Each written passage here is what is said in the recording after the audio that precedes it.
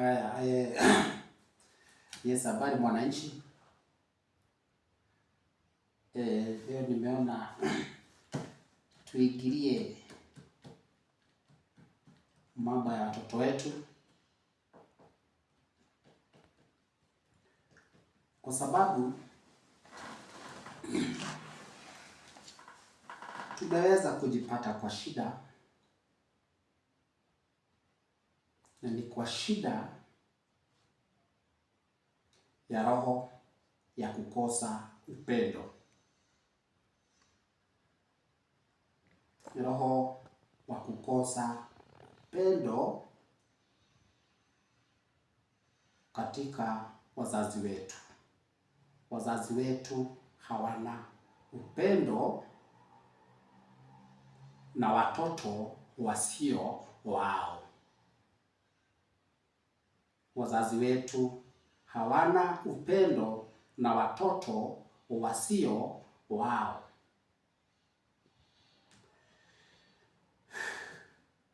Tunataka kutoa uwazimu katika nchi yetu ya Kenya. Kutoa uwazimu katika nchi yetu ya Kenya. Nataka nikuulize swali hili na unijibu kwa upendo mwingi sana na unyenyekevu mwingi sana kwa Mungu mwenye nguvu zote.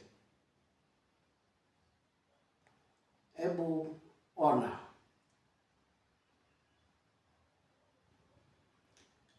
kuna wazee ndio wazazi wetu.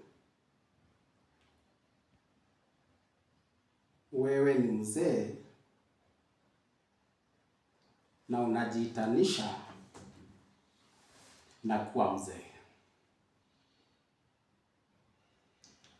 Kwa hayo machache tumekuwa tumeenda nayo na hiyo speed, wazee wetu wameanza kuheshimika kwa sababu wamepewa siri zao. Mimi wazee wa rika yangu ama wazee wale na kuwaga natembea na wao wote, karibu wote wametoa mbuzi za wazee, lakini mimi sijaitoa mbuzi ya wazee, kwa sababu hakuna kitu mimi mwenyewe ukiniangalia vile ninakaa nahitaji kwa wazee. Wazee ndio wanahitaji kukaa vile mimi nakaa. Hiyo tusikilizane hivyo. Wazee wanahitaji kukaa vile mimi ninakaa, lakini mimi sihitaji vile wao wanakaa. Kwa nini? Mimi siwezi peleka wewe kotini, lakini nimeshaipelekwa na mzee mmoja kotini, mzee wa Buzi wa Lemunga, mzee mwenye hata wakati ule tulikuwa tunakunywa pombe na yeye. Nimeshaita yeye kwangu, nikanunulia yeye, nikashijia yeye jogoo, nikanunulia yeye mzinga akilibis, tukapika na yeye na tukaomba katika hiyo boma yangu. Yeye ndiye alikuwa kiongozi wa maombi. Tulikuwa kwa njia ya kunikaribisha katika hali ya wazee. Huyo ndiye alinipeleka jela.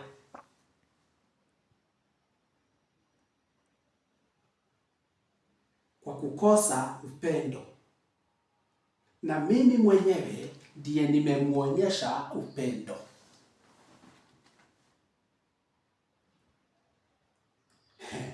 Ndio katika kitabu cha Yohana 15 kuanzia 1. Soma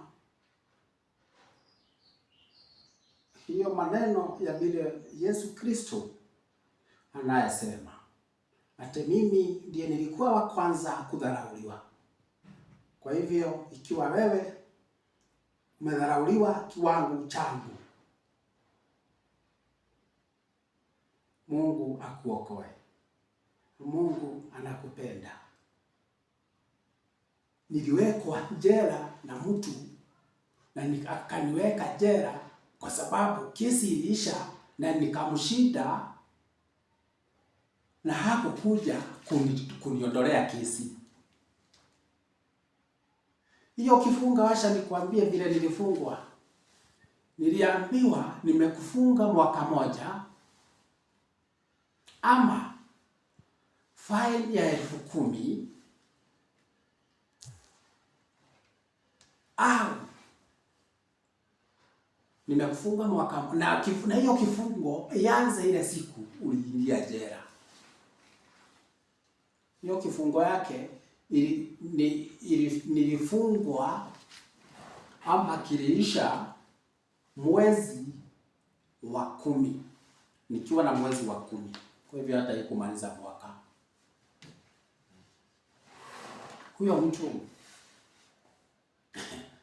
Huyo mtu hajui neno la Mungu liko katika kitabu cha Mathayo 6 mstari wa 14 kuhusu kuomba msamaha. Wacha nikuambie ndugu yangu, ikiwa kuna kitu unafanya na unateseka ate kwa sababu unamuogopa Mungu, huo ni ujinga uko naye. Hakuna kosa ndogo unakumbwa mbele ya Mwenyezi Mungu. Kwa hivyo namaanisha nini? Mambo ni mengi dunia hii, mambo ni mengi. Huko aliniweka, nguvu yake ilikuwa imefika hapo. Ako na Ukristo, ako na uzee, ako na Ukikuyu, ako na udereva, kwa sababu dereva mkubwa wa Ford, sitasema ni nani kwa sababu nampenda. Ukimuona vile yako na tumbo ni mtu mkubwa. Hiyo yote mimi nimemsamehea. Akinisikia anijue mimi nimemsamehea katika kitabu cha Matthew 6 verse 14.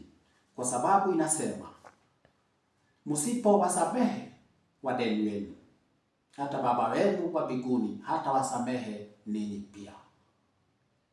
Kuanzia saa hizi samehea mwenzako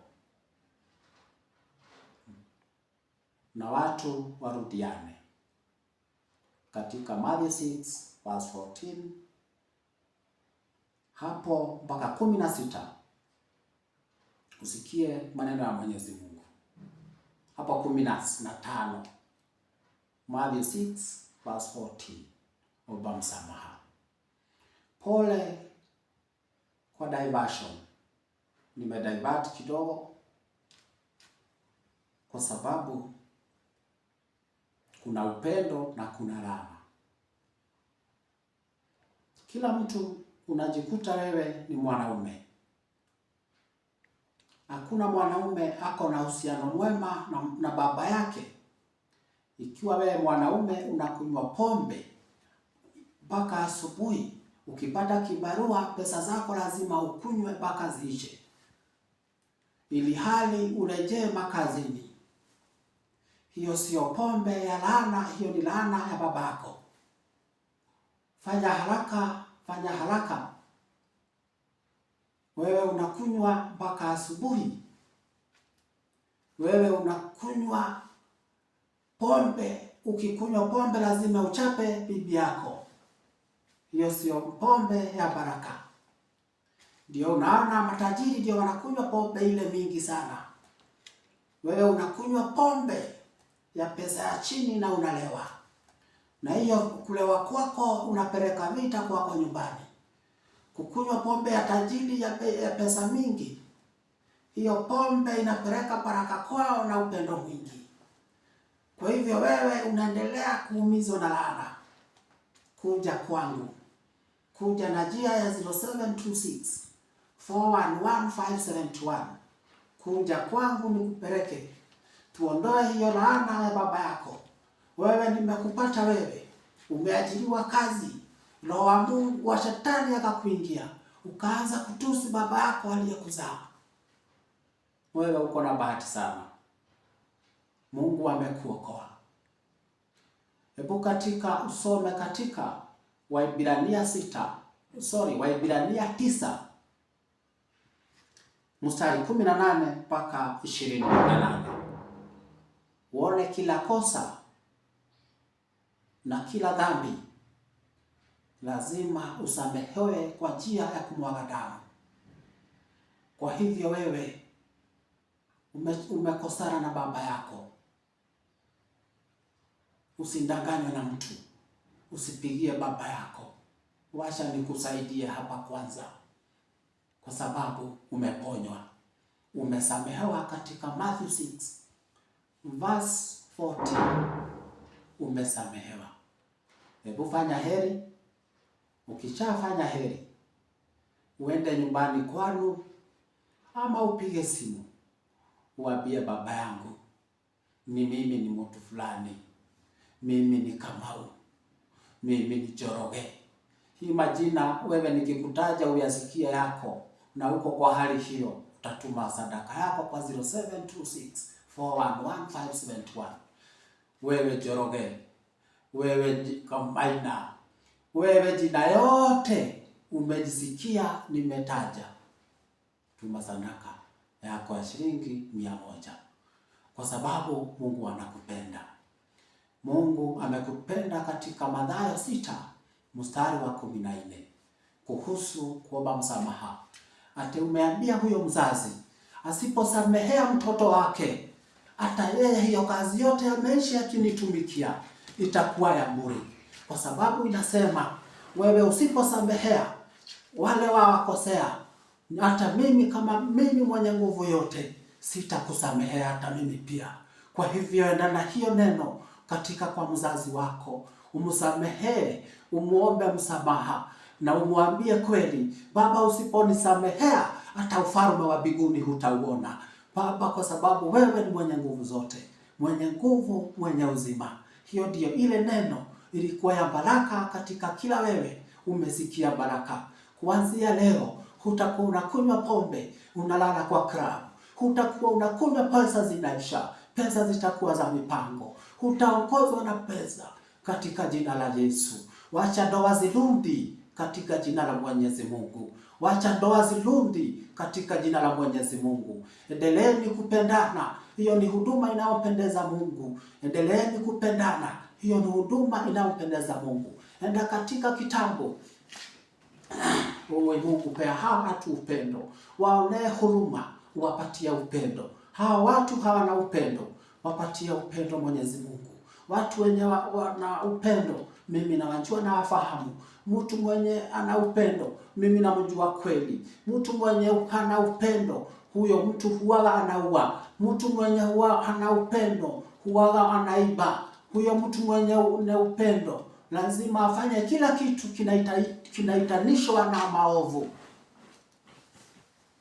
Ndiyo maana wewe ulinipeleka jela kwa sababu ya upendo wako. Huko watu wenye wanakupenda hata hawawezi taka kwenda jela. Hata watoto wao, hata wakiitishwa pesa ngapi, hawawezi taka mtoto kwenda jela. Hiyo shida yote Baba Mwenyezi nilikupatia hapo mwenye. Ulinipatia baraka ukiwa hapo. Wacha uponye nchi yako. Ulinipatia siri za dunia. Kwa bure yako Baba nikuje niponye nchi. familia zipate upendo. Pahali pana upendo hakuna maafa, Mwenyezi Mungu. Pahali pana upendo hakuna shuki, Baba Mwenyezi Mungu. Pahali kuna upendo pana kuridhika Baba. Pahali kuna upendo kuna kuvumilia, Mwenyezi. Katika jina la Yesu, ponya hizi familia zetu, kwa sababu wewe ni mwenye nguvu. Wewe ni mwenye nguvu zote. Wewe ni mwenye muumba. Mungu, umepeana nguvu zako katika mwenye nguvu zote. Kweli umependa wako. Hiyo kitabu Baba ulikuwa umenipatia na ulikuwa